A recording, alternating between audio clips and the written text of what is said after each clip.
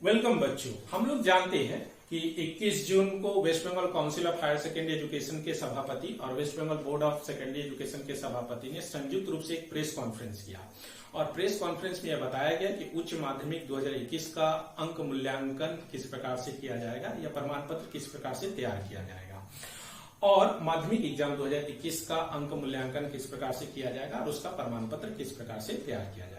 तो अभी हम लोग देखते हैं कि उच्च माध्यमिक 2021 का अंक मूल्यांकन किस प्रकार से किया जाएगा या उसका प्रमाण पत्र किस प्रकार से तैयार किया जाएगा। बच्चों, इसको बहुत ध्यान से देखिएगा। थोड़ी सी जटिल प्रक्रिया है, लेकिन सावधानी से देखने से, ध्यान से देखने पर यह सहज महसूस होगी। तो उससे पहले अंक मूल्यांकन पद्धति को देखने के पहले कुछ जानकारी आवश्यक है। जैसे आप लोग जो क्लास 12 की परीक्षा देते हैं उसमें या क्लास 12 में हम लोग देखते हैं जो विषय होते हैं वो दो ग्रुप में बटे हुए होते हैं। एक को बोला जाता है lab based subject. Lab based subject अर्थात जिसमें प्रैक्टिकल होता है, जैसे फिजिक्स, जैसे केमिस्ट्री, जैसे बायोलॉजी, इन सब के लिए प्रैक्टिकल होता है, इसलिए इनको बोला जाता है लैब बेस्ड सब्जेक्ट। दूसरा होता है non lab based subjects. Non lab based subjects मतलब जिसमें प्रैक्टिकल नहीं होता, जिसमें आप लोग प्रोजेक्ट देते हैं। ठीक है, जैसे हम लोग बोल सकते हैं हिंदी है, इंग्लिश है, हिस्ट्री है, इकोनॉमिक्स है, एजुकेशन है, ये सब को हम लोग बोलेंगे नॉन लैब बेस्ड सब्जेक्ट्स।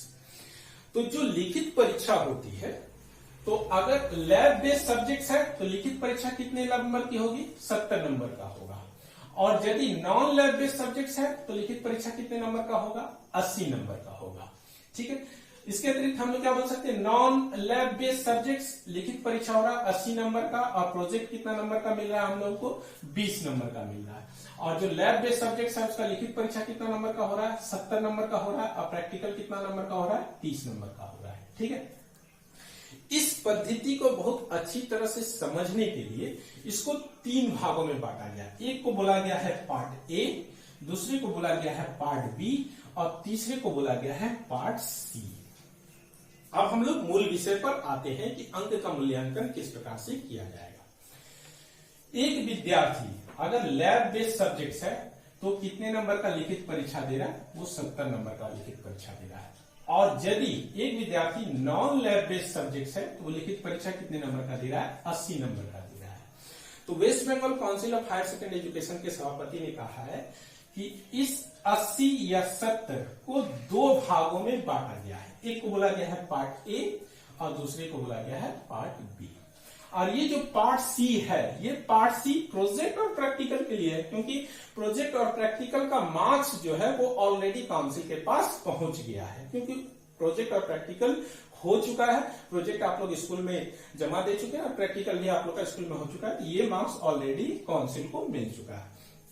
तो लिखित परीक्षा का मूल्यांकन करना है, जिसको 2 भागों में बांटा गया, एक पार्ट ए और दूसरा को बोला गया है पार्ट बी। तो 80 इक्वल टू 100% मानना होगा और 70 इक्वल टू 100% मानना होगा। क्यों 100% मानना होगा? क्योंकि कोई विद्यार्थी 80 में 80 पा सकता है, 70 में 70 पा सकता है। ठीक है, इसलिए 80 इक्वल टू 100%, 70 इक्वल टू 100%। फिर इस 100% को 2 भागों में बांटा गया, एक 60% और दूसरा 40%। 60% और 40%। तो अब हम लोग देखते हैं पार्ट ए और part B. West Bengal Council of Higher Secondary Education के सभापति ने कहा है कि लिखित परीक्षा का, ठीक है, लिखित परीक्षा का, यानी कि अगर लैब बेस्ड सब्जेक्ट है तो लिखित परीक्षा हो रही है 70 नंबर की, और अगर नॉन लैब बेस्ड सब्जेक्ट है तो लिखित परीक्षा हो रही है 80 नंबर की। तो लिखित परीक्षा का माध्यमिक का 40%, माध्यमिक का 40%। ठीक है, लेकिन यहां पर एक बात जोड़ दिया गया है। क्या जोड़ दिया गया है? कि जो माध्यमिक परीक्षा आप लोग दिए हैं उसमें से 7 सब्जेक्ट में से 4 जिन विषयों में आप सबसे ज्यादा नंबर पाए हैं उसका 40% निकाला जाएगा। जैसे मान लीजिए 7 subject, Hindi, English, math, physical science, life science, history और ज्योग्राफी, ये 7 सब्जेक्ट है। तो आप देखेंगे कि 7 सब्जेक्ट में से 4 सब्जेक्ट जिसमें आप सबसे ज्यादा मार्क्स पाए हैं, तो एक है 80, एक है 70, एक है 80, एक है 70। तो ये 4 लेना है, बाकी सबको छोड़ देना है। 4 किन को? जो सबसे ज्यादा नंबर है। तो इन चारों को जोड़ते हैं हम तो कितना मिलेगा हमको? 300। आप कितने नंबर का परीक्षा दिए थे? 400 का। ठीक है, तो यहां पर हम अलग अलग कैलकुलेशन करेंगे। एक करेंगे नॉन लैब बेस्ड और एक करेंगे लैब बेस्ड। फिर से बोल रहा हूं कि नॉन लैब बेस्ड थ्योरी कितना नंबर का है, 80 नंबर का। 80 का 40% निकालेंगे तो 80 का 40% कितना हो गया हम लोग का 32 होगा, यानी कि यहां 0 0 काट दे तो 8 into 4 equal to 32। अब माध्यमिक से जो हम नंबर पाए, माध्यमिक में कितना पाए हैं 300, उससे गुना कर देते हैं। तो अब हम लोग काट के देखते हैं, यानी कि नॉन लैब बेस्ड सब्जेक्ट्स है तो हमको मिल रहा है 24 मार्क्स। अब हम देख रहे हैं lab based subjects. Lab based subjects में हम लोग देखते हैं कि 70 का 40%, यानी 70 का 40% यानी कि 28, 7 into 4 यानी 28, और माध्यमिक में मिला था कितना 300,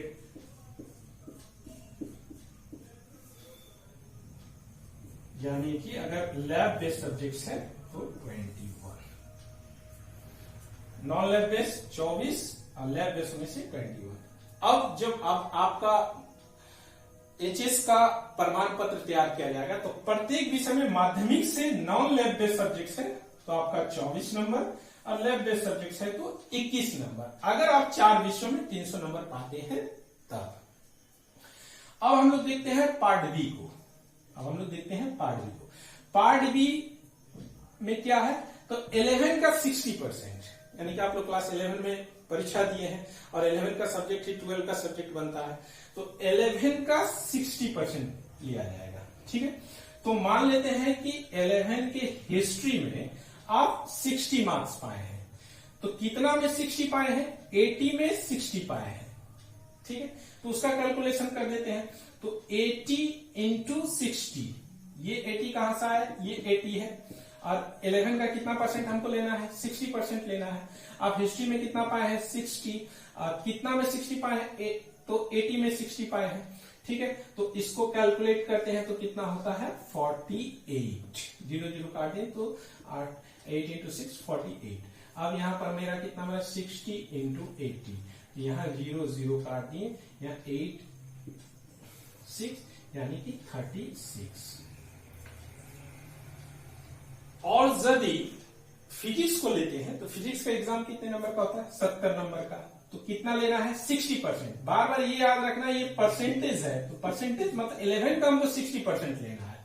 ठीक है, तो 70 का 60% यानी हम लोग का कितना हो गया 42 में फिजिक्स में आप कितना पाए हैं 60 पाए, तो कितना में 60 पाए हैं 70 में पाए हैं। ठीक है, तो 0 0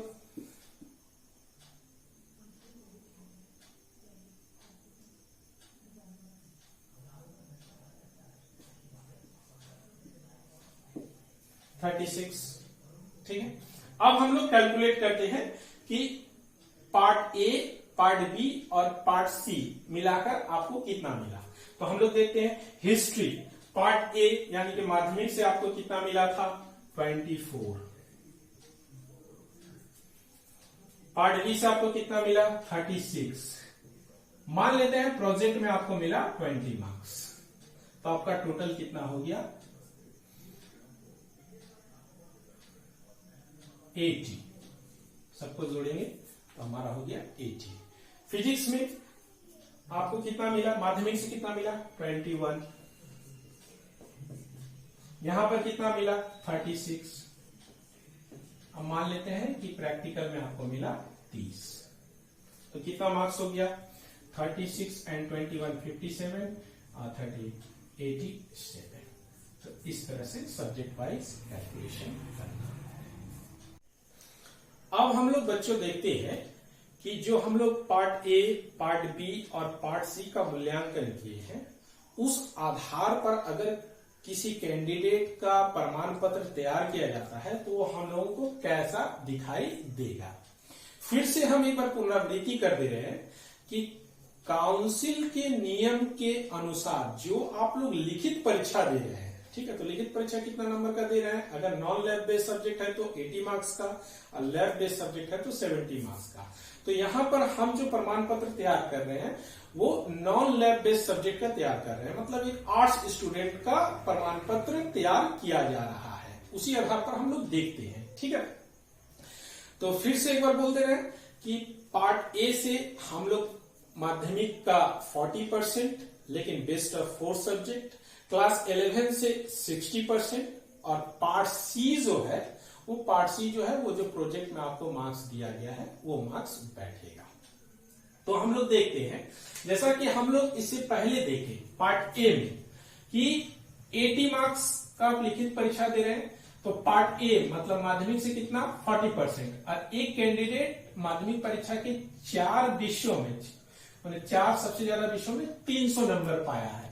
तो हम लोग कैसे कैलकुलेट किए थे कि 8 इंटू 40 यानी 32, और इस 32 को फिर 300 बटा 400 से गुना किए थे, यानी कि इसको अगर कैलकुलेट करते हैं हम लोग तो 4 8 32 यानी 8 तिया 24, यानी माध्यमिक से हम लोग को कितना मिला था 24 मिला था।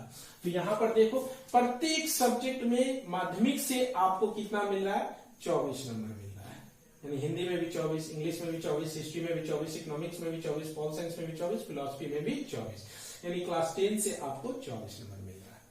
अब हम लोग देखते हैं कि 11 का 60%, ये जो हम लोग का पार्ट बी था, तो वहां पर हम लोग देखे थे कि मान लीजिए 8 सब्जेक्ट्स है, तो 8 सब्जेक्ट का कितना नंबर का लिखित परीक्षा दे रहे 80 नंबर का, तो 80 का 60%, और वहां पर हम लोग देखे थे कि एक बच्चा हिस्ट्री में कितना पाया है 60 पाया, तो कितना में 60 पाया 80 में 60 पाया, तो हम लोग कैलकुलेट करते हैं, यहाँ होता है 48 इंटू 60 बाय 80, तो यहां पर देख रहे हैं हम लोग कि वो कितना पा रहा है 36, यानी क्लास 11 से उसको मिल रहा है 36। तो यहां पर 36, 36, 36, 36, 36, 36, यानी कि हम मान लिए हैं कि एक बच्चा हिंदी में भी 60 पा रहा है 11 में, इंग्लिश में भी 60 पा रहा है, हिस्ट्री में भी 60 पा रहा है, इकोनॉमिक्स में भी 60 पा रहा है, पॉल साइंस में भी 60 पा रहा है, फिलॉसफी में भी 60 पा रहा है। यदि वो 60 पा रहा है तो 11 से वो कितना नंबर पा रहा है 36। और पार्ट सी में क्या था, तो पार्ट सी में था प्रोजेक्ट, तो प्रोजेक्ट में क्या था कि हम धर लिए हैं कि प्रोजेक्ट में उसको एक अच्छा कैंडिडेट है तो उसको 20 में 20 मिला है, तो इसमें भी 20 20 20 20 20 20। सबसे महत्वपूर्ण चीज, अब तीनों को कैलकुलेट किया जाएगा, part A, part B, part C. तो माध्यमिक से कितना 24, 11 से कितना 36, प्रोजेक्ट में कितना मिला बस 20, तीनों को जोड़े तो 80। सेम इसी तरह 24 36 20 80, 24 36 20 80, 24 36 20 80, 24 36 20 80, 24 36 20 80, ये फॉर्मूला है, इस आधार पर ही प्रमाण पत्र तैयार किया जाए।